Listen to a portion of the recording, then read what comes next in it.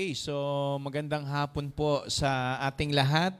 And again, welcome po sa ating service ngayon pong hapon. Okay? So hilingan na natin yung mga musician natin dito na kayo sa ayan, sa bungad. Ayan, ayoko mabasa kayo diyan, ano? At gusto ko lagi kayong maayos dito. Alright, so sige po, and again, good afternoon. At si Brother Leo lumipat, mukhang hindi niya kinaya yung lamig dito. Kaya inadjust ko po yung inadjust ko yung aircon. But ang totoo niyan, ngayon lang yan malamig. Dahil maulan. Pero pag ng panahon, ako, mainit na naman ulit yan. Lalo pat kapag napupuno po yung church. So kaya, sige, yan, lapit na kayo.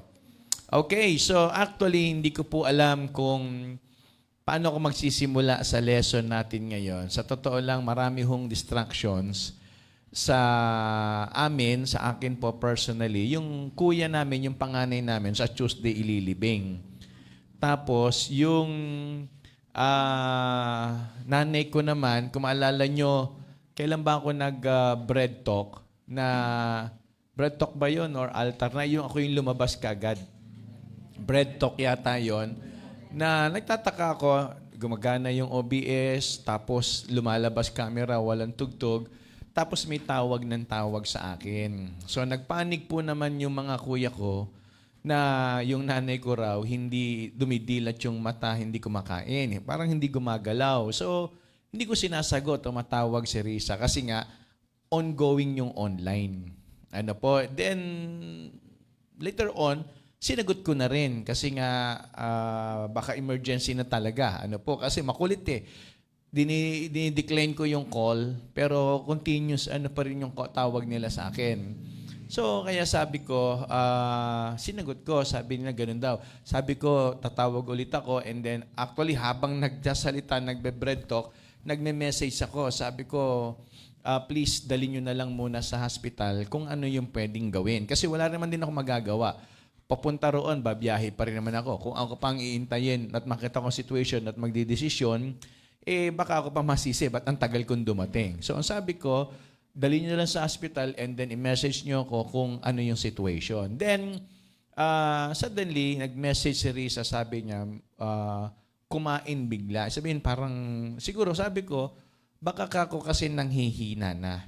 Dahil hindi nga ako kumakain bedridden, tapos, hindi naman nakakagalaw ng maayos. Tapos, yung kain, ayaw din, niluluwa. So, siguro, bumagsak yung stamina ng katawan. So, hindi siya makagalaw. Tapos, baka natulog. So, hindi talaga dumidila. Sabi ko, nagpanic po sila in short. Kaya, yung pamangkin ko naman, nag-message sa akin last Friday. Sabi niya, Tito, Ninong, kasi inaanak ko rin po, hindi po ba kayo pupunta? Sabi ko, sige, ganito, ganyan. Yun po, in short, humihingi rin ng tulong. Kaya sabi ko, paano ba gagawin ko? Ang totoo po niyan ay maraming mga gumugulo sa isip ko, pero ang gusto ko pa rin pong gawin is, sabi ko nga, ayokong iparamdam sa church na kapag may problema, masyado tayong nadidistract. Kasi nga, ang tendency, yun naman talaga ang goal ng kaaway Hindi naman tayo para alisin kaagad sa ministry. Kasi hindi ho magagawa ng diablo yun. Sanay tayong naglilingkod naintindihan po ninyo, yung tuwing linggo, alam na ng Panginoon, hindi ko to basta mapapatigil sa pag-attend kasi nga umaattend na to ng regular. Ang pwede ko na lang gawin dito, yung umattend siya nang parang walang nangyari. Naintindihan po ninyo, yung pumunta kayo, hindi kayo nakapakinig ng maayos. Yung pumunta kayo, na hindi nyo nagawa ng maayos yung dapat nyong gawin. Kasi sanay tayo na, kumbaga sa kumakain kayo na parang hindi nabubusog ba? Kasi sanay kayong kumain lagi Tama po ba? Yung kumakain kayo na minsan parang wala kayong gana. So ganun din po, parang sa sitwasyon ko, actually last week pa to, sabi ko, ano mga gawin ko? Hindi naman pwedeng magpahinga. Hindi mo naman pwedeng sabihin sa mga member na, church, pwede ba pahinga muna po ako kasi dami kong iniisip, ang dami mga gantong situation. But gusto ko lang maging honest na bukod po doon sa sitwasyon na yon, hindi ko alam kung baka may nanonood ho sa amin, sa mga kapatid ko sa amin sa site po ng mother ko, hindi rin kami okay. Ano ho, dahil nga may mga bagay na nakwento ko yata kasi Sir Mati yun, na parang ngayon pa lang nagpapanik na sila. So sabi ko, wag muna kayong mag-alala. Ano, huwag kayong mag-alala doon sa iiwan ng nanay, huwag kayong mag-alala doon sa lupa, etc. So, ang isipin muna natin kung paano gagaling, hahaba pa ang buhay, yun muna ang focus. Sabi ko, Lord, ano po ba gagawin ko? May mga nag-iisip na ng ganito, na baka mamaya daw. Kasi po, para alam po ninyo, yung bahay po namin sa Valenzuela, amin po yun sa mother ko po yun, binigay ng tito namin. Okay? So, ang ano po nun, yung titulo nasa akin. So, di ba, sinasabi ko nga ho sa inyo, ako po kumbaga anak sa labas. So, parang silang mga nauna, nag-aalala na dahil nasa akin yung pag may nangyari sa nanay ko, baka kunin ko. Sabi ko, naku, malabo hong mangyari yan. So, hindi ko gagawin. Kaya lang sa akin yan, siguro, pinagtiwalaan ako ng nanay na para safe yung property, walang mag-interest o magbenta na ang kinin niya para lahat kayo makinabang. So yun ho, para lang ho aware na kayo kasi baka mamaya bigla kayong magulat bakit meron kaming problemang gantong pamilya. So sinabi ko na rin sa inyo. Ano?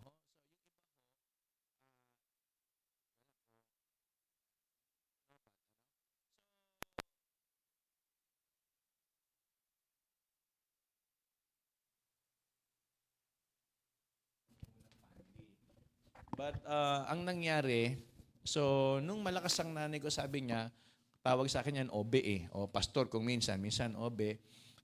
Ano mo yan, i-secure mo na yan, ganito, ganon. Then suddenly, parang nag-iiba yung ihip ng hangin. Hindi ko alam. Ano ho? So, kumaga, hindi ko ikinahihiya, hindi ko sinasabing pangit yung aming pamilya. Kaya lang, yun ho yung totoo na sitwasyon ko ngayon. Marami hong gumugulo sa isip ko and hindi ko rin ho alam kung baka mamaya gumawa sila ng legal action para po doon, yun po yung pakiramdam ko. Pero ina-assure ko po sila na wala akong gagawing ganun. So kaya sinasabi ko na, kaya nga in public, binabanggit ko po sa inyo. But isama nyo ho sa prayer kasi hindi ho madali yun si Nanay Denden, actually, kasama po namin yan doon na nakatira sa bahay namin sa Balangkas. Alam niya po yung kalakaran doon. Dahil nung si Rachel maliit pa, doon ho kami nakatira, nandun yung mga kuya ko. So, kumaga, siguro kaya inanong nanay ko noon, alam niya na yung sistema ng pamumuhay ng mga kuya ko doon at ate ko. So, hindi ko naman ho sila hinuhusgahan, pero yun po, yun nga, sabi ko, pagdating talaga sa ganyang issue, marami talagang nagkakaproblema. Totoo po yun. Kahit gaano tayo kaayos ngayon, pag dumating na yung time na yung talagang nag-unite sa atin, nawala, malaki na po ang possibility na magkaproblema. Kasi nga, iba-iba na ang takbo ng isip natin So kaya sabi ko, Lord, tulungan mo po ako, bigyan mo ako ng wisdom, i-comfort mo ako, and then ayoko maging, kumbaga, mahindar ko yung tao doon sa blessing na pwede niyong matanggap. But nagiging honest lang po ako, talagang matindi yung struggle. Sabi niyo, every morning, mag-i-encourage tayo. I-encourage ko po kayo, then paggabi, meron tayo. Kaya nung Tuesday, hindi ako talaga nakapag-mentoring. Pero nasa bahay ako noon, that time, kung ako nagkakamali. So, open yung time ko. And sabi ko nga, ang hirap lang mag-mentor na ako mismo, hindi ko alam kung ano yung nangyayari sa amin.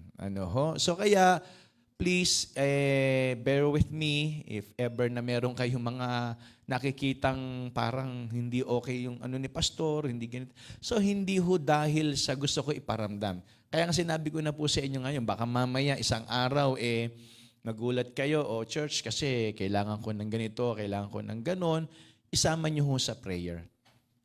Tuesday po, yung libing nung kuya namin, sa side po yun ng Victoriano, sa father side ko po.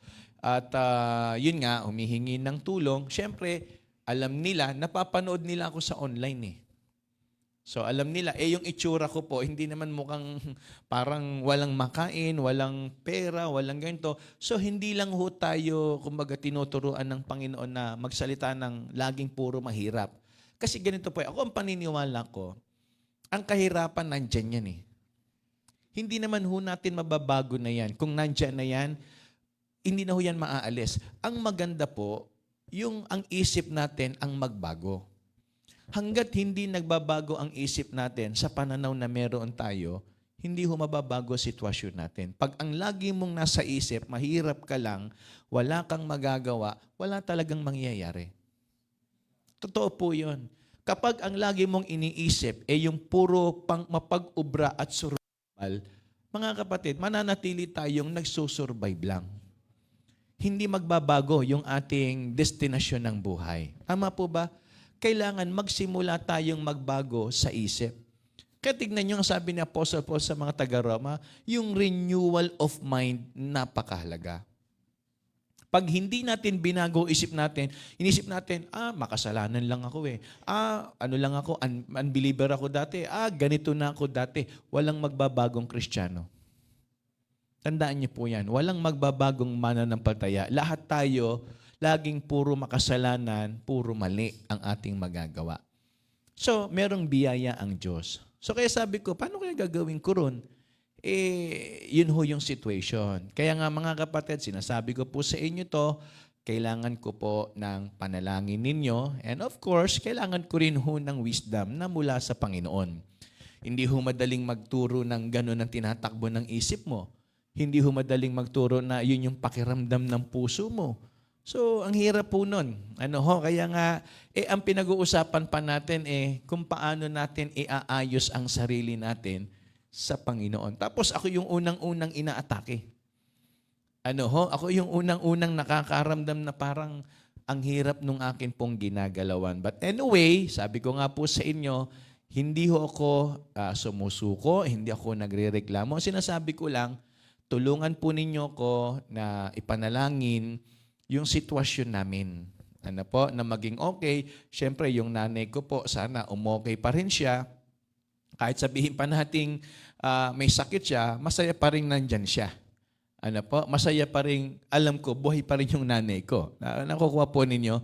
Kaya yun ho, isama sa prayer. Kaya eto ho, sabi ko kanina, paano kaya sisimulan yung ituturo ko? Ang hirap-hirap, talagang sunod-sunod ito. But anyway, alam ko na intindihan po ninyo ko. At alam kong pinapanalangin po ninyo kami. Ako, yung family namin, dahil sunod-sunod po yung aming mga nararanasan. Sabi ko nga kay Mami, parang iba na nararamdaman ko sa katawan. Ewan ko, parang sabi niya, paano pag ikaw naman na nagkasakit? Kaya pilit ko pong hinahanapan ng way na maggawa ng mga gustong gawin. Kaya nga sa church, tayo sa mga, kung ano namang naisip kong kumpunihin dito bakbakin natin to, palitan natin to, butasin natin to, ayusin natin. Wala akong magawa, kundi manira yata o magawa dito Kaya sabi ko, kung may pera lang, marami kaming gagawin dito. Kaya tanong nga si Sister Mati, Pastor, kailan ba nasisimulan? Timing yung tanong mo kanina. Naghahanap talaga kami ng sisirain. Para may gawin. Okay, so, at syempre, ang solusyon naman, pag tayo nadidistract ng kaaway, bumalik sa ginagawa. Kasi yun nga, goal lang kaaway. Hindi tayo kagad basta alisin sa ministry. I-distract muna tayo. Kasi sanay tayong pumupunta ng church. Tama? Alam ng diablo, sanay ako nagtuturo. Hindi niya sige, Pastor Robert, may problema ka. Tumigil ka muna sa pagtuturo. Hindi niya gagawin yon. Ang gagawin niya muna, hahayaan niya akong magturo, pero magulo yung isip. Kasi nga, pag magulo ng isip mo, doon mo isipin, may nangyari ba sa sinasabi? Kaya minsan natanong ko sila, yung sinasabi ko ba, ayos pa ba? Baka mamaya sinasabi ko kung ano yung mga binabanggit ko pag nagtuturo ako. Kasi baka lutang na yung isip ko. Yung isip ko, sinasabi ng bibig ko, magkaiba na. Naintindihan po ninyo? Kaya yun ho yung aking situation right now. So again, as I said, sama niyo ho ako sa prayer palagi. Kaming pamilya, si Mami at si Rachel. Okay, so tayo po na tayo. At tayo ay manalangin para po sa ating gagawing pag-aaral. So I hope, Sister Alay, nakasync tayo sa lesson na nandito. Okay, so pray tayo. Panginoon, salamat po sa hapong ito na muli kami po'y tinipon mo para sumamba po sa inyo sa espiritu at katotohanan at higit sa lahat para po mag-aral ng iyong salita at alamin ang inyo pong kalooban para po sa aming mga buhay. Salamat po, Panginoon, sa pagkakataon na kami ay lagi mo pong tinuturuan.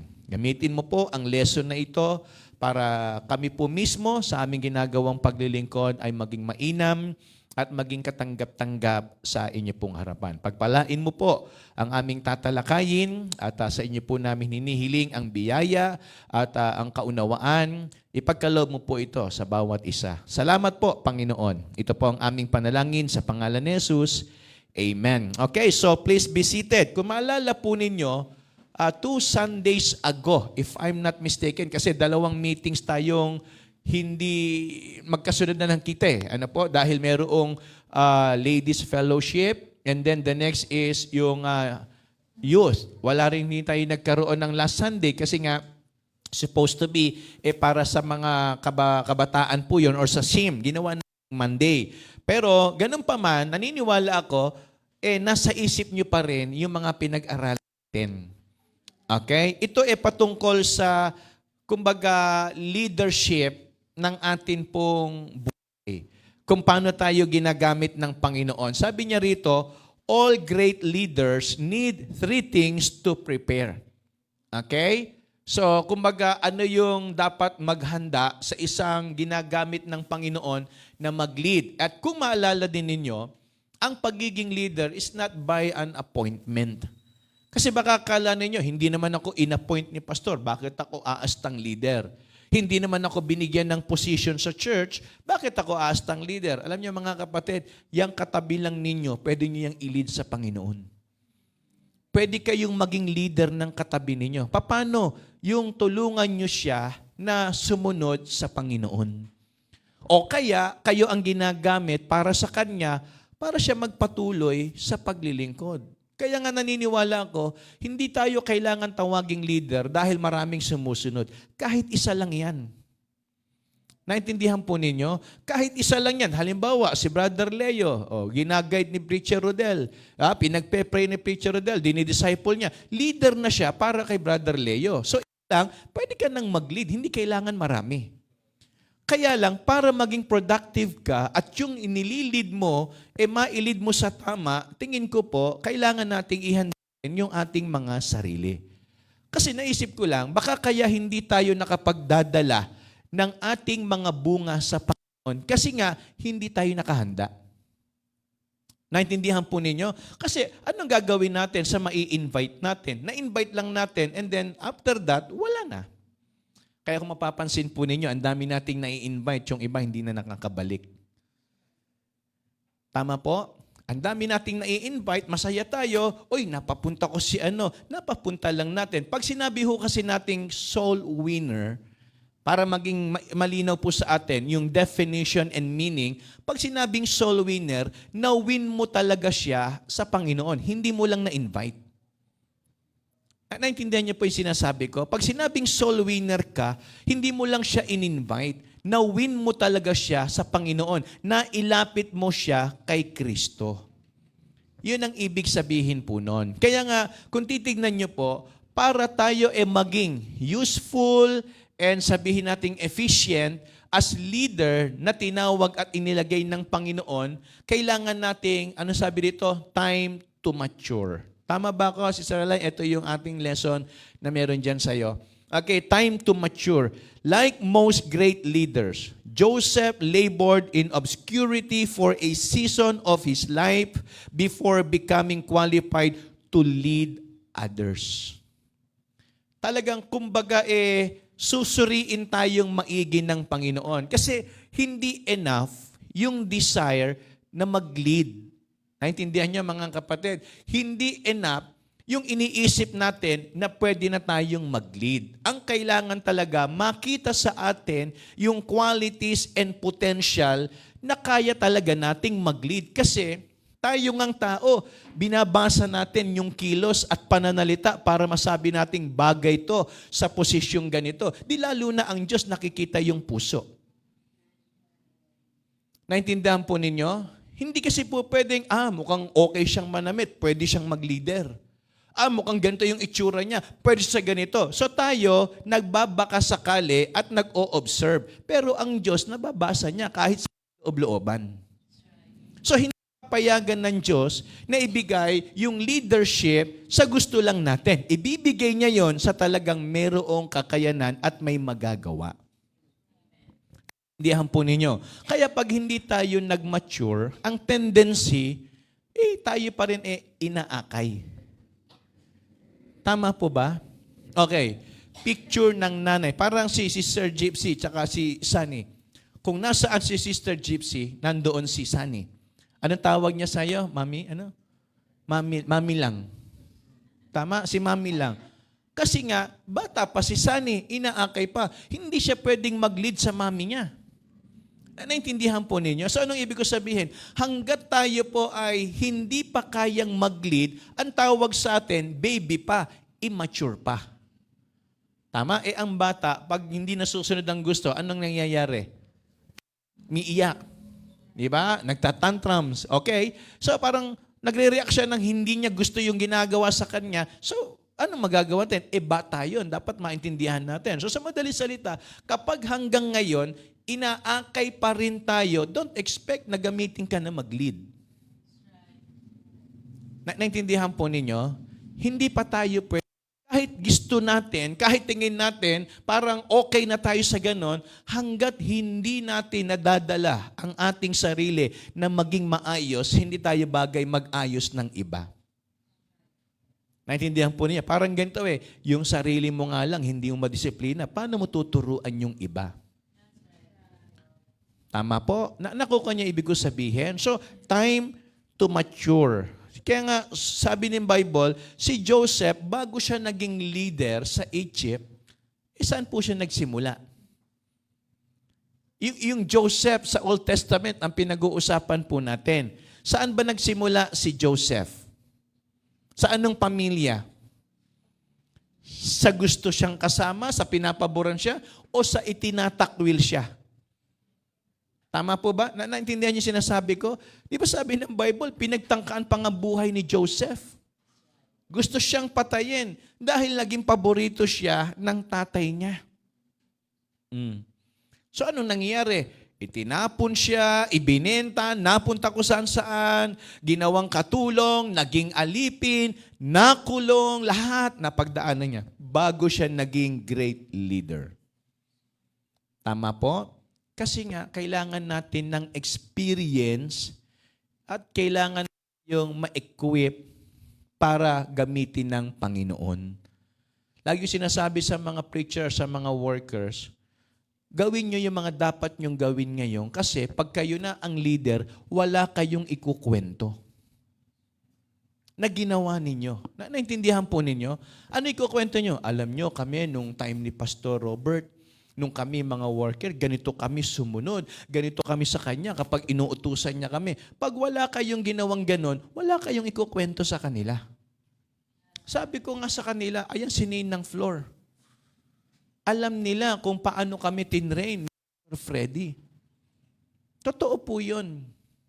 Alam nila kung paano kami dinidisiplina, kung paano kami, pag nandyan si pastor, paano dapat kami lumapit. Ewan ko po, natatani ng floor, hindi nga kami pwedeng kasabay ni pastor noon. Pag halimbawa, sa lamesa, meron kaming separate doon. So, anong ibig ko sabihin mga kapatid?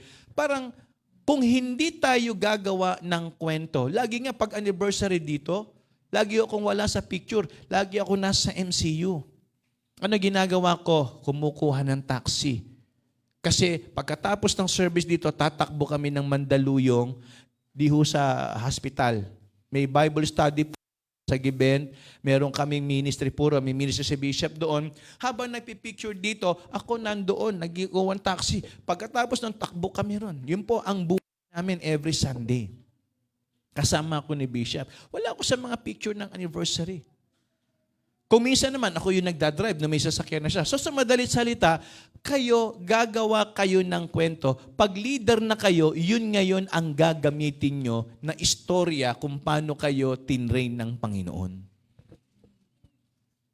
Kaya kumbaga, kailangan nating pagdaanan yung tinatawag na process. Tama po? Okay. Sino sa inyo ang kumakain ng tusino? Longganisa? Hotdog?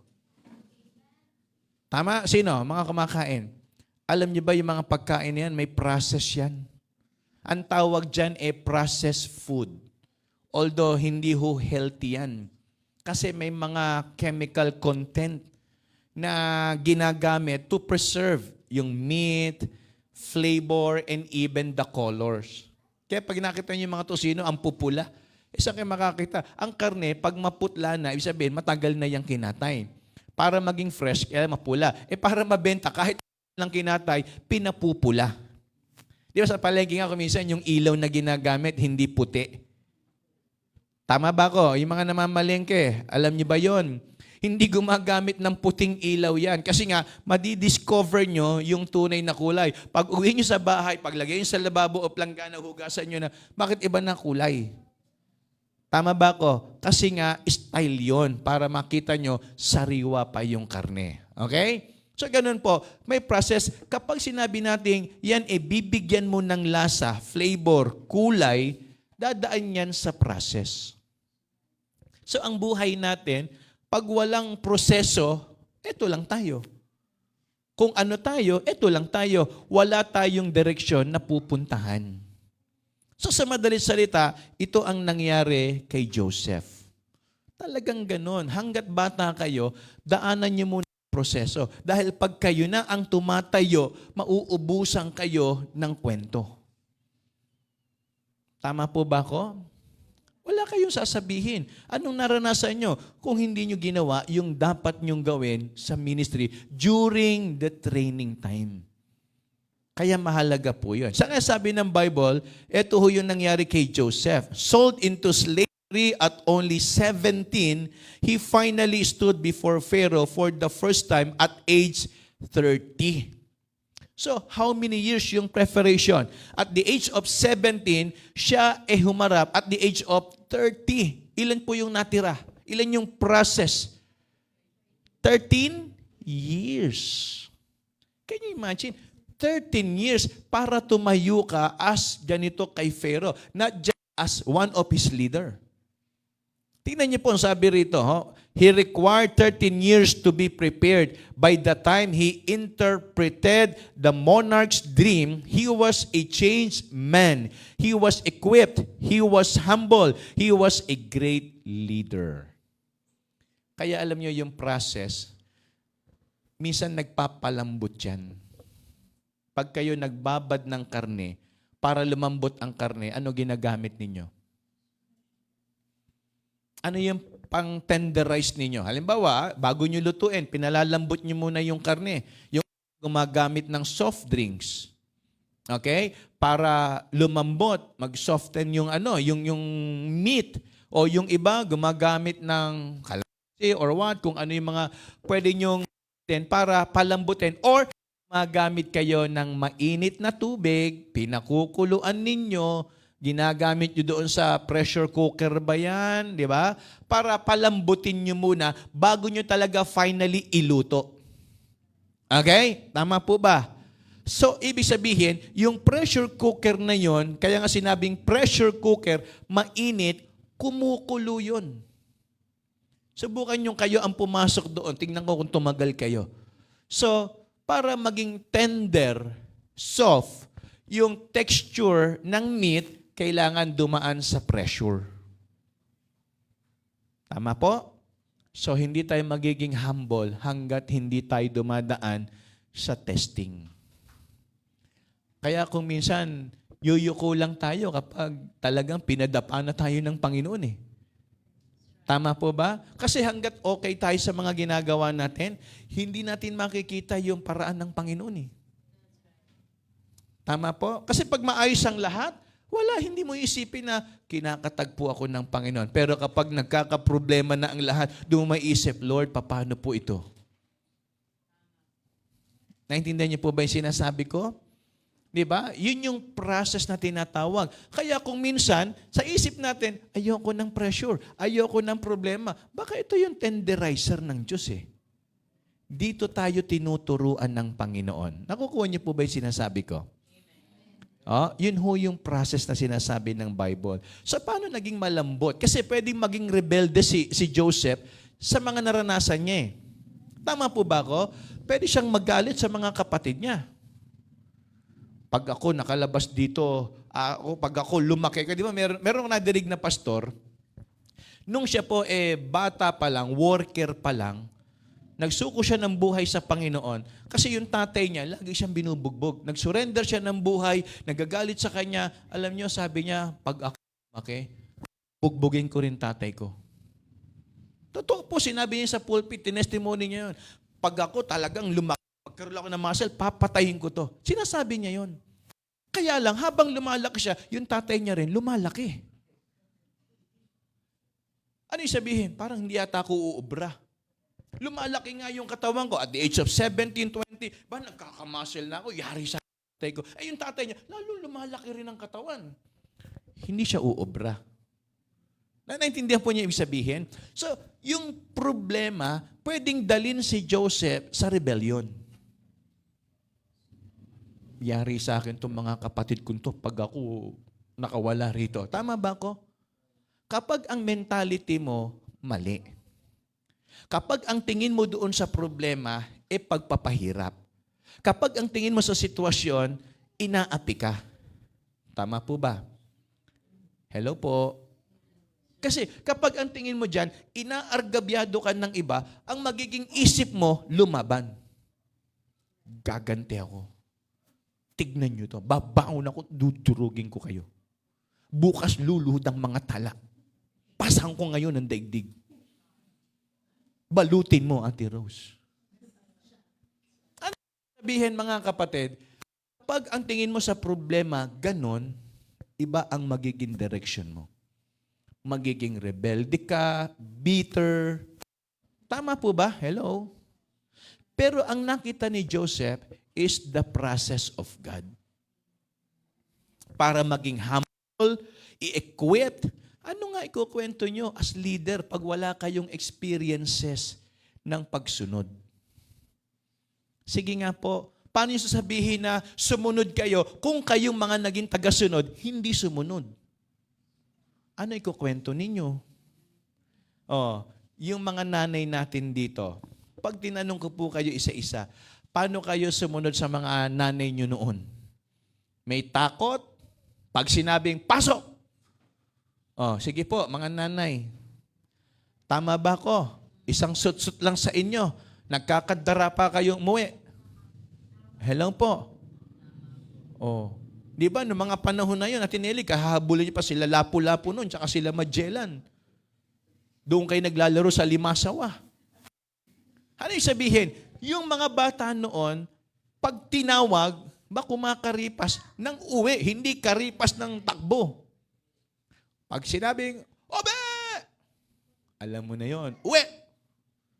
Takbo na yon. Dahil pag hindi ka umuwi at inulit pa yon, ang sasabihin sa'yo, makikita mo ang hindi mo pa nakikita.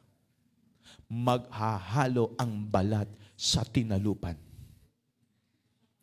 Noon, walang mga rights na malo ng anak. Walang magsusumbong sa barangay, walang magsusumbong kung kani-kanino. Pag sinabing dapa, dapa. Kahit ang mga teacher noon, ang lakas ng loob mamalo, hinuhubuan pa nga matitigas ang ulo. Abay, totoo yun. Sasabihin ng teacher mo, harap sa pader. Harap kayong ganyan. Hubo! Nakatayo kayo lahat doon, no? Hindi ako kasali, mga kapatid, hindi ako kasali. Promise. Napakabait kong estudyante. Ako po ang nagbabantay sa mga hinubuan. Parang yung tawa nyo, hindi kayo naniniwala, Sobra kayo, Bawal dito judgmental. Okay. So, di ba, pag hindi ka dumaan doon sa process, wala kang ikukwento. Uso nun, pag talaga matigas ang ulo mo, alam nyo yung patilya rito? Hindi lang nanay, pati teacher. Ikaw, ano ka? Ano sabi ko? Ibenta mo yung chicharon. Hindi pala ganon. Wala akong ganon, mga kapatid. Hindi na ubos yung chicharon kasi laro ka ng laro. Okay. So, di ba, gaganonin ka. pipingutin ka. Naranasan naman yung kami pag sinabing dapa, nakahilera kami dyan, dapa, kanya-kanya, pa. Minsan umiiyak mga kami. Pag umiyak ka pa ng malakas, lalo pang lalakasan. Kaya, pinipigil mo. Naranasan ko magtago sa ilalim ng upuan. Ang nanay ko, minsan lang niyang mamalo, pero napakasakit. Ang nanay ko madalas, pero kahit paano, kinakaya namin. Pero pag tatay ko na namalo, talagang lalatay yung sintron niya. Hindi ko makalimutan yun. Bagat wala naman tatay ko, nasa langit na. Pinalo ako noon, nawala yung bike ko. Nanakaw. Sabi ko, tignan mo kasalanan, ninakaw yung bike ko eh.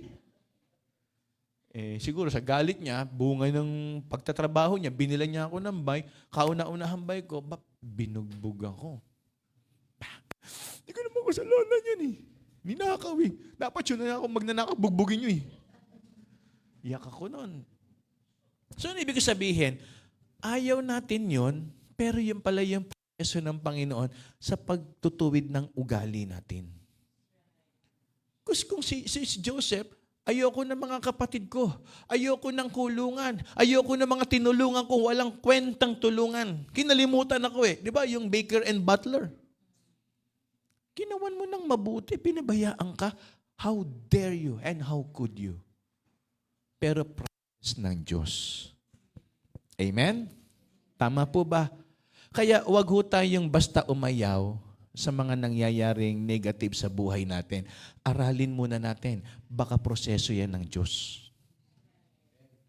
Tama? Baka tinuturoan tayo ng Panginoon na, kumalma ka lang, kasi tinuturoan kita, kasi someday gagamitin kita.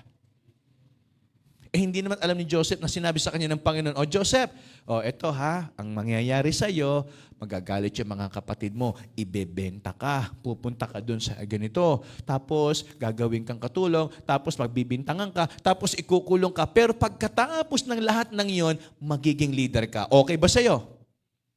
Wala hong ganun. Tama? Walang ganun. Lahat ng nangyayari kanya araw-araw, pinagtitiwalaan niya ang Panginoon. Amen? Kaya kung kayo nasa ganyang process ngayon, ang susi, alam niyo kung ano? Magtiwala sa Diyos. Tama po ba? Magtiwala tayo sa Panginoon. Lilipas din yan. Kaya yan ang sabi ng Bible. And then, not only time to mature, second is trials to strengthen. Okay. Sabi dito, gold is purified only after it passes repeatedly through the fire. Sino sa inyo ang may alahas? Yan, si nanay. Sino yung mga may alahas pa? Si mami. Mga may ginto. Yung totoong ginto. Wag ho yung tinubog lang sa ginto. Yung totoong ginto talaga. So lahat pala tayo rito, walang ginto. Mapagpanggap lang tayo. Alam niyo, pag na-hold up kayo, maaawa pa kayo sa hold-upper. Noy, dagdag mo itong pamasahe mo, peki lang yan. Di ba? So ano ibig ko sabihin? Ang tunay na ginto, para ma-form mo yan, kailangan dumaan yan sa apoy. Marami ako mga pinsan, mga platero. Okay? Alam niyo yung platero? Yung gumagawa ng alahas, tama. Nung panahon na yon, nakikita ng mga pinsan ko, may ginaganyan, tapos may bumubugang apoy. Yung parang leather na pang-pump sa may kawayan kasi doon ho yung side namin, doon ho yung gawaan ng mga ginto. So, habang pinapump niyang gano'n, may hangin na lumalabas kasama yung apoy, doon siya nagmo-mold. Dinadaan nila yung ginto para tunawin at para magkorte ng alahas. So, imagine niyo kailangan nakababad sa apoy. Pag tinanggal mo yan, yes. Okay? So ano ibig ko sabihin mga kapatid? Kapag pinag-usapan natin yung problema, yun ang nagmimistulang apoy. Kaya nga sabi ni Job, I shall come forth as gold. Tama? So hindi kikintab ang ginto kapag yan pinunasan mo lang. Kailangan apoyan mo yan para lumabas ang tunay na ganda niyan. Kaya tignan niyo mga katabi niyo ang gaganda. Galing sa apoy yan eh. At tignan niyo iba, nasunog. Napabayaan sa apoy yan. Tama? Ano ibig sabihin? Nasobrahan ng apoy. Sunog na, ginatungan pa. Ayun. Okay, so sabi niyo, gold is purified only after it passes repeatedly through the fire.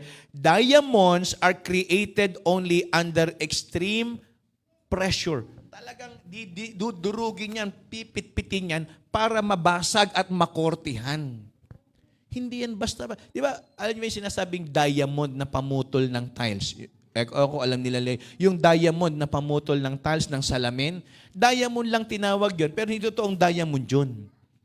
Kasintigas lang ng diamond. Kasi pag yan diamond, ba't may pamumutol ng tiles? Ang mahal-mahal ng diamond. Tama po? Naintindihan ninyo? So, ang mahal ng diamond eh. So, ano ibig sabihin? Pinakikita niyan, yun yung kanyang kakayanan. Okay? Yun yung kanyang magagawa. So, sipin niyo, para makapag-korte ka ng bato, may tayong tinatawag, pag kayo may mga singsing. Sino yung mga singsing? Okay? May mga singsing. Pag meron kayong bato, ang tawag dyan, may mga puwet ng baso. Ng puwet ng baso, hindi tunay yun. Ano ba isang tawag doon sa puwet ng baso? Nakalimutan ko eh. Russian stone. Ayan, thank you, Mami. Sabing, pag tayo nag-uusap, puwet lang to ng baso eh. Pero pag magpapakasosyal ka, Russian stone to. Alam niyo ba yung Russian stone? Ano yun? Puwet lang ng baso yan. Yung mga Swarovski na nilalagay nyo sa mga alahas nyo, di ba? Yung mga Swarovski na yan, yung mga pampakintab na yan, puro mga Russian stone lang yan. Mga plastic, mga kung ano-anong pampakintab lang yan. Pero kung yan totoo, sipin nyo hindi yan basta-basta nadudurog. Okay? Kasi nga, yun ang nagbibigay halaga sa bato na mamahalin. Hindi basta nababasag. Kaya nga, kung titignan natin, and great leaders are formed only through trials. So kapag tayo po sinusubok ng Panginoon, ang isipin nating positive dito, hinahanda tayo ng Diyos. Pwedeng ako gamitin ng Panginoon para sa iba. Kaya nga, sabi ni Nanay Denden kanina, sana yung mga kapatid ni Brother Leo, madala niya sa Panginoon. Pero hindi madali yun. Kahit sino sa atin, hindi madali yun. Mawin natin yung mga laban natin, hindi madali yun. Totoo po. Kaya mapalad dito yung pamilya buo na nasa church. Ang palad ninyo. Bakit? Naging madali yung mahirap para sa amin. Sa inyo, napakadali niyong nagawa. Tama po ba? Pero ganun pa man, kahit nandyan na yung buong pamilya, meron pa rin nagiging struggle. Hindi nagiging smooth. Tama? Meron pa rin nanlalamig, meron hindi pa rin sumasama, merong hindi sumusunod. Talagang mahirap buuin ang isang pamilya na maglingkod sa Panginoon. Mahirap po talaga yan. Pero hindi ho natin dapat sinusukuan. Tama po? Kasi yung mahirap, hindi naman sabihin pag mahirap, imposible na. Kahit nga imposible, sabi ng Bible, pag may Panginoon, kayang gawin ng Diyos eh. Amen. Tama po ba? Ngayon, ito ang challenge nga dyan. Pag tayo sinusunod, kailangan tiisin natin. Kasi nga, kailangan natin silang i-lead sa Panginoon. Kaya nga yung mga bago natin, gusto niyong maisama yung mga mahal niyo sa buhay, tiyagain natin yung pagsubok. Ganun talaga eh. Hindi tayo, kaya nga sabi kay Brother Leo, iisipin ng mga tao dyan, simula lang yan. Alam mo yung salitang kasabihang ningas kugon. Alam mo ba yung mga kabataan, hindi na alam yung mga kasabihang ganyan eh. Pag sinabing ningas kugon, kayong mga younger age, ang ibig sabihin ng kugon, yan ay klase ng damo na tuyo na madaling matupok ng apoy. Yung pag sinindihan mo, sisiklab ka agad, pero madali ring maubos, mawala. Kaya pag sinabing ningas kugon, ningas yung apoy, pag inapuyan mo yung kogon, okay, aapuyan. Talagang sisiklab ng malakas, pero madaling maubos. So parang pag sinabing, ningas kugon, ngayon lang yan masigla. Pag dumating na yung testing dyan, titigil din yan. Tama po. O kaya, pag napagod dyan, aayaw din yan. Or, pag napintasan yan, hihinto yan. Tama po ba? Kaya marami tayong mga nakakasama sa simula, okay, pero kalaunan, nawawala. Kasi nga, hindi dumatagal sa trials. Tama po? So, yun ang kailangan nating patunayan. Kasi nga, gusto tayong gamitin ng Diyos na mag-lead. Kung si Joseph tumigil, hindi nagpatuloy, anong mangyayari nung panahon ng famine? Sino ang gagamitin para sa mga kapatid niya? Sino ang gagamitin para sa pangangailangan ng iba? Ano sabi ng Bible? Di ba siya nakakita ng 7 puting baka na mataba at payat? Tama po ba? Siya ang nakabasa na ito ang mangyayari. Kaya wala pa yung famine, nakapag-ready na. Tama po. Kasi nga, nakita na ni Joseph yung mangyayari. Yun pala ang gusto ng Panginoon na mangyari kay Joseph. May magagawa ka, gagamitin kita. Kaya kapag tayo pine-persecute, may mga taong ayaw tayong nakikita sa gawain, tuloy lang. Tuloy lang. O kaya hinahatak nila tayo pabalik para sa ginagawa natin dati. Huwag kayong pumayag kasi may patutunayan tayo sa Panginoon eh. Tama? At gagamitin tayo ng Panginoon. Kaya kung may pagsubok, tuloy lang. Okay. Pag kayo ba umalis sa Panginoon, ibig sabihin wala na kayong kakaharaping problema, meron pa rin. Pwede rin tayo magkasakit kahit wala sa Panginoon. Pwede tayo mawalan ng trabaho pag umalis tayo sa Panginoon. Pwede tayo masangkot sa mga kung anong gulo. Pag umalis tayo sa Panginoon, may problema pa rin nag-aabang kahit bumitiw tayo sa paglilingkod. Ang kagandahan lang, yung problema natin ngayon, dahil nasa gawain tayo, yun may kabuluhan, may direksyon kumbaga. Kaya ka pinararanas ng Panginoon ng ganyang problema kasi nga gusto kanyang mapakinabangan. Tama po? Gusto kanyang maging parang ginto o bato na maging makinang. Hindi ho magiging nag-buhay natin kapag tayo kagaya ng mga nasa mundo. Kaya ang pangalan natin, Glorious Light. Tama? Let your light so shine before men. Ikaw ang magiging instrument ng Panginoon para dalhin ang ilaw sa inyong sambayan. Pag hindi ka magpagamit, walang gagamiting iba. Sino gagamitin ng Panginoon kung hindi tayo mga nilinis ng Panginoon? So yun ho yung purpose nun. Kaya nga sabi po ng Bible, Joseph would never have reached his potential if he had stayed at home. Okay, ano ang trabaho ni Joseph bago siya itapon? Anong ginagawa ni Joseph? Kung alam niyo yung story. Anong trabaho ni Joseph bago siya mapunta doon sa Egypt, bago siya mapunta kay Pharaoh, bago siya itapon o ibenta? Anong ginagawa niya? Every day, anong ginagawa niya? Tagahatid ng pagkain. See? Kung hindi siya kinamuhian ng mga kapatid, hindi siya itinapon, lalaki siya na errand boy. Hello po. Kasi habang lumalaki siya, yung mga kuya niya, lumaki rin. Tumatanda din. Tama po ba? Nagkakaintindihan pa po ba tayo?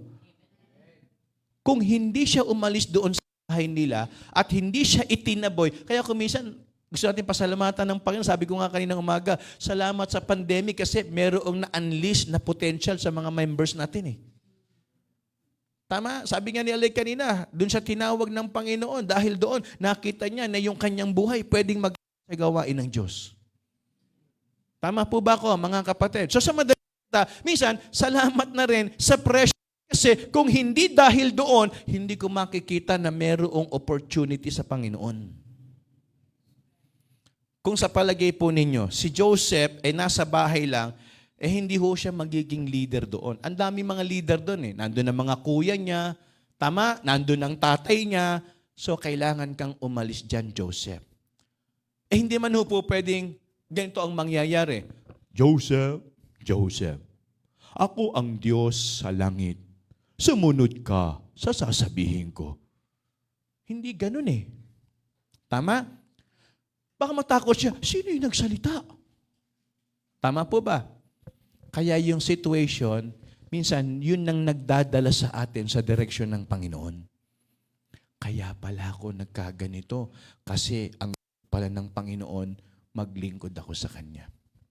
Yung mga bago natin, yung mga young people natin, kung titignan nyo yan, parang walang direksyon sa ngayon. Pero kung yan ay magpapatuloy sa Panginoon, baka isang araw, yung mga worker natin, maging great leader yan. Sabi ko nga kay Brother Gab, magkausap kami ng mga workers kahapon ba? Or nung Friday, dahil umuulan, sabi ko, meeting tayo. Buti na lang si Brother Gab, nawin ni Preacher Christian sa Panginoon. Kung hindi, nasaan niya yan ngayon? Sabi ko nga, buti na dampot mo yan sa ipot ng kalabaw. At eto ngayon, kita niyo naman, mukha bang ano ng kalabaw? Sino magsasabing dun nang galing yan? Hindi ba? Napakagwapo. Antindi pa, kumanta pa kanina. Kinaya niya, no? Ako hindi eh. Iba eh. Kaya pasalamat ka kay Maribig. Malaki ang dapat mong tanawing utang na loob dyan. Pero nung nagpa-practice, sabi ko, Lord, sana po patawarin mo sila sa hindi nila nalalamang ginagawa.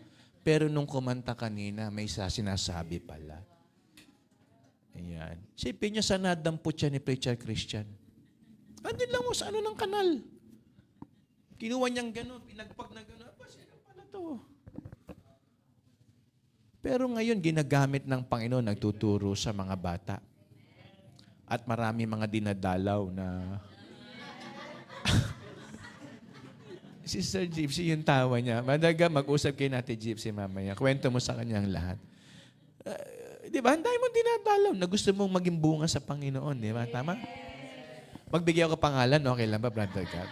Wag. Madidinig. Baka magtampo yung iba. Kapag hindi natin to ginawa, ano mangyayari sa atin? Nasa bahay lang tayo. Mga young people, sige, magbabad kayo sa bahay. Maglaro kayo ng mga computer, cellphone ninyo. Mauubos ang panahon ninyo. Hanggang dyan lang kayo. Walang magiging direksyon. Magpagamit kayo sa Panginoon. Amen? Kasi yung gagawin niyo sa Panginoon, hindi masasayang. Tandaan niyo yan, hanggang langit makikita niyo may gantimpala yan. Amen? Kaya ako, umaasa ko sa lahat ng mga workers natin, babae man o lalaki, nakikita ko kapag nagpatuloy kayo, may direction yan sa Panginoon. Sumunod lang kayo sa process, magiging great leader kayo. Malay nyo, si Sister Alay, siya ang pumalit kay Mama Mary. Kasi nag-iisang worker natin babae. Kasi, alam nyo, si Brother Gab, alam niyo ba, may pangalan sa Bible na anghel? Ano ang pangalan? Kita nyo, napakapalad mo, Brad. Sa dami-dami ng pangalan, Gabriel ang naging pangalan mo. Minsan depende lang kasi sa bigkas eh. Gabriel, pag nagagalit ka na, Gabriel! Pero pag medyo sweet kayo, hi, Gabriel. Di ba? Pero pag asar ka na talaga, dito ka nga, Gab, malapit ka nga sa akin. Ganun lang yan eh. So, ano ibig sabihin? Pag wala tayong process, walang trial sa buhay, walang shaping eh. Paano kayo shapen ng Panginoon? Kapag wala, hindi ka pumapayag na kortihan ng Panginoon. Walang direksyon. Sabi nga ng Bible, Joseph would never have reached his potential if he had stayed at home to become a great leader. He had to become a slave and a prisoner. Tama ba ako? Yan ang nakalagay eh. Become a slave and a prisoner. Madali bang maging alipin? Kami ho noon, di namin nakitang utusan kami. Nung mga worker kami, ano sinasabi ng nanay ko? Nagpapauto ka. Pumapayag ka, utusan. Sabi ko, hindi naman Sa Panginoon to eh. Tama? Alala ko noon, kwento ni Pastor Manny, nung worker siya, yung pastor niya raw, ang sapato, 10. tuwing Sabado, sinashine niya lahat yun. Kasi nga, yung pastor niya, mahilig sa sapatos, namimili kung isusuot pag linggo. Lahat daw yung kailangan sa shine niya, 10. Sabi niya, daming sapatos ng pastor ko. Di ako binibigyan. Tagalinis lang ako. Tagalinis siya. Tapos, nung worker siya, tagahugas ng kotse. Lagi, tatawagin siya, oh, Manny, linis ka rito, ganon. Nung naging pastor na siya, doon niya naisip, nagkaroon siya ng sapatos na higit 20 piraso. Nagkaroon siya ng sports car, ilan na naging kotse niya, kasi tagahugas pala ko. Tama? Hindi ka bibigyan ng Panginoon nang hindi mo pinag-aralan. Sipin niyo, nagkaroon siya ng Eclipse na sports car na tudo, mamahaling sasakyan. Dati, tagalinis ako eh. Ngayon, ako na ang binigyan ng Panginoon. Tama? Kung ang tingin natin doon, utusan, kung ang tingin natin doon, slave, siguro payag na rin ako kasi kung ang direksyon ko naman, magiging leader ako someday. Pero hindi nga slave ang tawag doon. Pagsaserve yun. Tama po? Preparation yun. Sabi ko nga sa mga boys, paano kayo bibigyan ng magarang motor o sasakyan kung yung motor nyo, hindi nyo kayang alagaan? Sana, pag nagpalit kayo ng motor, hindi dahil warak, hindi mabuti kayong katiwala, ipopromote ko kayo. Gagandahan ko yung motor ninyo. Tama? Hindi yung kaya pinalitan, warak eh. Di ba dapat, pag gusto niyong palitan ng Panginoon yan, nagle-level up kayo. Oh, benta natin to. Palit tayo ng mas maganda kasi okay pa naman. Kaya lang, yun na yung promotion ng Panginoon. Hindi yung kaya pinalitan, warak na. Tama po ba? Prinsipyo ng Bible, maging mabuting katiwala. Amen? Tama po ba? Hello po. Nandiyan pa po ba kayo? Hindi ho tayo makalis-alis dito eh. Hindi tayo matapos to eh. Okay, sabi rito, and he had to become a slave. Madali bang maging alipin? Mahirap. Lalo pag ang tingin mo sa mo, hindi ako pang alipin. Hello? Yung itsurang ito, aalipinin mo, hindi ako pang alipin. Nang tingin ni Joseph sa sarili niya, hindi siya magiging great leader. Pag ang tingin mo ngayon sa sarili mo, magaling ka na, hindi mo na kailangan ng Diyos. Tama? Kapag ang tingin mo sa sarili mo, okay ka na, wala ka nang kailangan gabaguhin. Kaya lang, saan ka dadalhin ng pakiramdam mo? Saan ka dadalhin ng sarili mo? Tandaan ninyo, Diyos ang nagpo-promote. Amen? Ang Diyos ang nagtataas. Hello po. Yung kumpanya, eskwelahan, paraan lang ng Diyos at proseso ng Diyos yan. Pero hindi sila ang nagpo-promote. Kahit saan ka pa nag-aral, kahit anong pinag-aralan mo, pag gusto kang itaas ng Panginoon, kaya kanyang dalhin sa mataas na posisyon. Diba? Sabi nga ni Duterte, ni Pangulong Duterte, yung mga kaklase ko, mga valedictorian to eh. Sinabi niya, sila tugade, sila ganito, mga cum laude yan, di ba, mga ganito yan, mayayaman yan. Pero utusan ko lang. Kasi siya ang presidente, sila ang gabinete. Tama po ba? Pag sinabi ko mag-report kayo sa akin, mga cum laude. Sana ako nagtapos. Sinabi ni Presidente Duterte. Di ba? Pinakita niya yung bahay niya. Ito lang ang bahay ko. Pero sila, taga-sunod ko lang. Naintindihan niya ibig sabihin? Kapag ang Diyos nag-promote, hindi mo pwedeng husgahan kung ano yung kakayanan na meron ka. Diyos kasi yan. Tama po ba? Kaya anong kailangan natin? Sumunod. A slave and prisoner. Number 3, sana lang po ito. God to bless. Okay? God to bless. Without God, a leader can do nothing of real value. Jesus declared in John 15:15. Basahin nga po ninyo. Meron ba tayo dyan? Ayan, John chapter 15, verse number 15. Sabay-sabay po kayo, lakasan po ninyo sa pagbasa, begin.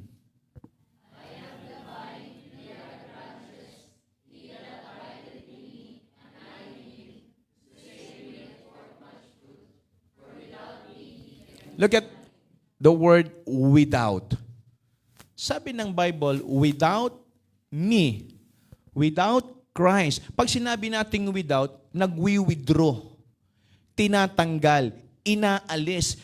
Kung kung kakayanan lang nyo ang basihan ng inyong direksyon sa buhay, tandaan ninyo, ang mundo laging nagtetrain ng magaling. Tama ba ko? Okay. Sa larangan ng pagkanta, ang dami mga singing competition. Di ba? Na naghahatak at nagpapalabas ng mga galing at potential ng mga Pilipino sa larangan ng pagkanta. Kilala niyo ba yung isang kumanta ng The Prayer ba yun na lumaban sa America's, ano ba yun? Yung Idol ba yun? Got Talent, America's Got Talent. Yung nagdadalawang boses siya, babae at lalaki. Tama ba? Si Marcelino Pugoy? Pomoy? Di ba? Kumanta ng, nagulat tayo, binanatan yung boses ng lalaki. Tapos, nagsilindi yun. Tama po ba? Nakukuha ninyo? Maraming magaling, maraming tinetrain ang mundo na kaya tayong lampasan. Tama ba ko? Hello po. Ang daming eskwelahan na humahasa ng mga mahuhusay na estudyante. So, paano mamalaki yung galing mo, kaya kang palitan ng mundo? Hello po. Nagkakaintindihan ba tayo? Tama. Ang daming mga kumpanya na hinahasa yung kanilang mga tao para maging competitive sa ibang kumpanya. Paano mo ipagmamalaki yung kakayanan mo? May mga nagpapadala sa ibang bansa. Doon ka mag-training. Doon ka mag-seminar. Hello po. So, kung galing mo ang pag-uusapan, tandaan mo, ang tao may limitation, may hangganan. Kaya tayong talunin ng nasa labas. Pero ang maganda nito, ang sinasabi ng Bible, without God, a leader can do nothing of real value. Jesus declared, I am the vine, you are the branches.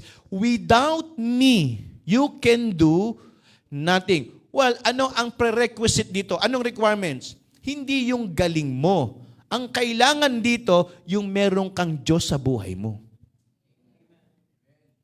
Hindi ko sinasabing wag na kayong mag-aral. Hindi ko sinasabing wag niyong galingan. Pero hindi enough yung kayo lang. Kailangan nating may Diyos. Kasi kung tayo lang, laban sa mundo, saan tayo hahasain? Lalo na kung ang buhay lang natin, ordinaryo, mahirap. Wala tayong resources para i-train tayo sa ibang bansa. Wala tayong resources para ipasok sa magarang eskwelahan. Hello po. Pero kahit galing tayo sa State University, pag may Diyos tayo, kaya tayong iangat ng Panginoon. Amen? Hello po. Si Joseph, saan siya nag-aral? Saan siya nag-aral? Sa balon na walang tubig. Doon siya tinapon. Tama? Saan siya nag-aral? Sa kulungan. Anong university meron sa kulungan? Ang kakausap mo ron, mga utak bilanggo. Tama? Pero ang kaibahan nila, bilanggo si Joseph na may Diyos. Tama po ba? Kaya kung kayo, nasa eskwelahan ninyo, ang kaibahan nyo sa kanila, hindi lang kayo estudyante. Estudyanteng may Diyos kayo. Hello? Tama po ba? Nagkakaintindihan pa po ba tayo? Kaya kaya tayong iangat ng Panginoon. Kaya yung salitang, without me, you can do nothing, yun ang mahalaga ron. Yung masiguro nating may Panginoon sa buhay natin. Amen? Sa kumpanya, marami mas magaling sa atin. Pero ang kaibahan sa kanila, hindi lang tayo may alam, may Diyos din tayo. Kaya tayong ipaglaban. The Lord will fight for you. Amen? You know, God blessed Joseph as he worked in Potiphar's house as a slave. Pag kayo alipin, galingan ninyo kahit alipin kayo. Kasi nga, ang kaibahan natin sa ibang alipin, may Diyos tayo na alipin. Tama ba ko? Kung nasa kahirapan ng buhay, galingan natin kasi hindi lang tayo basta mahirap, may Diyos tayo. Tama po ba ko? Yun ang pagkakaiba natin sa mundo. Mga estudyante, huwag kayong sumuko sa pag-aaral. Alam niyo kung bakit? Yung mga walang Kristo, nakakatapos eh. Tama ba ko?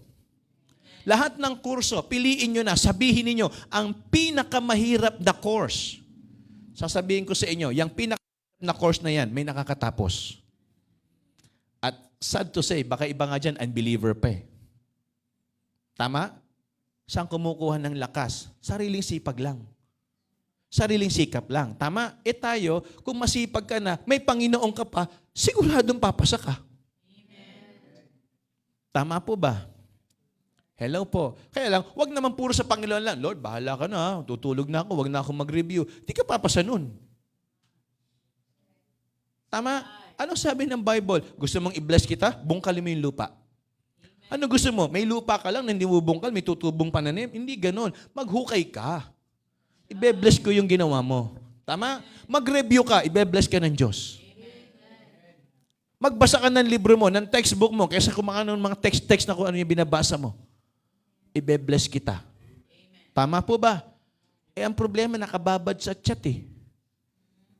Hindi, kaya naman ako nag-chat. Nagtatanong ako sa classmate ko.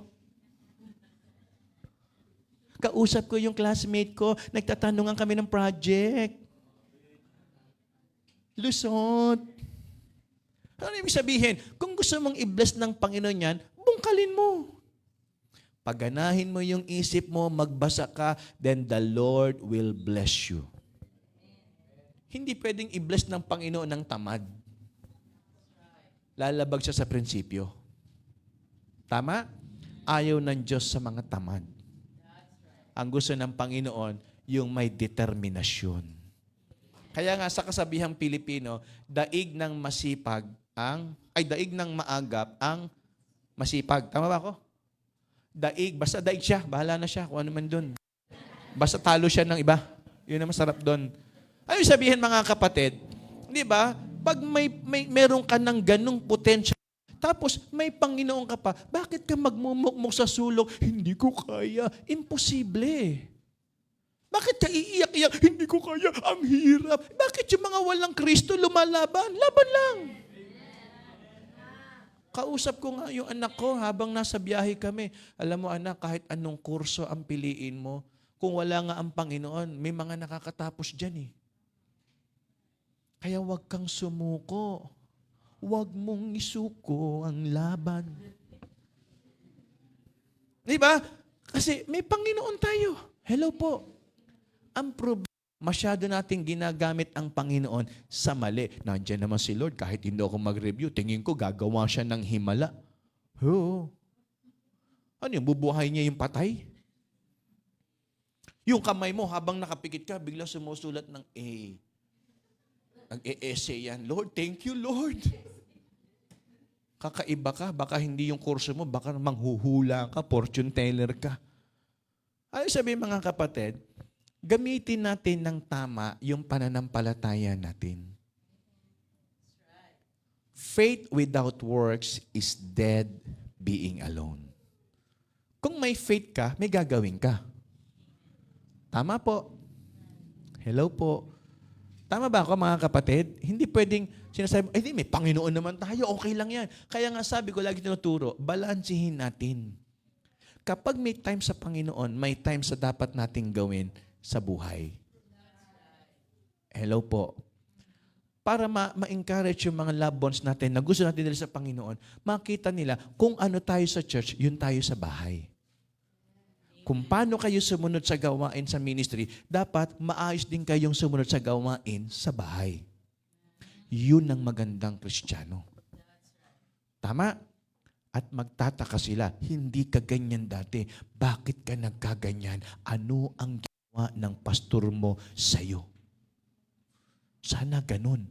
Pero pag ikaw ay naging bad, ayan ba ang tinuturo sa inyo ng pastor nyo? Tama po ba? Kaya, tignan natin to. God to bless. God blessed Joseph as he worked in Potiphar's house as a slave. Then, He blessed him as he worked in the prison. Bilang alipin, Pinagpala siya ng Panginoon kasi alipin siyang mayroong Diyos. Take note, slave with Christ. Tama po? Kung mahirap tayo, hinahamak tayo ng mundo, tingin nila mahirap lang tayo. Pero ang tingin natin, mahirap na may Kristo to. Hello po? Kung ang tingin nila, ordinaryo lang tayo, ordinaryong may Panginoon to. Ordinaryo tayo sa kanila, pero sa mata ng Panginoon, tayo ordinaryo. May Diyos tayong magaling. Napatunayan ni Joseph. Nung siya'y naging slave, di ba, binless siya ng Panginoon? Ang sarap nung naging kalagayan niya. Nung siya'y nakakulong, see? Ano nangyari? Paano siya pinalaya? May magaling bang attorney na pumunta? Palayain niyo si Joseph, wala siyang kasalanan. Ako si attorney, so and so. Ipaglalaban ko. Kaya kapag may katwiran, alam nyo. So ano ibig ko sabihin mga kapatid? Walang magaling na lawyer para ilabas si Joseph. Sino ang naglabas sa kanya? Ang Diyos. Tama? Kasi hindi lang siya bilanggo, hindi lang siya prisoner. Ang sabi ng Bible, siya'y nakakulong na may Diyos. Ang sabi ng Bible, malinaw po, 4 times in the chapter 39 of Genesis, the Bible expresses God's favor to Joseph. Basahin nyo. If you have time mamaya bago kayo matulog, try nyo buksan yung Genesis chapter 39, verse number, the whole chapter. Bigyan ko kayo ng example, verse 23. Nandiyan ba yan sa slide natin? Yung Genesis 39, verse 23, meron tayo? Ito yon, yan. Basahin po ninyo. Sabay-sabay po kayo. Dito na ho tayo magtatapos muna. Okay? Begin.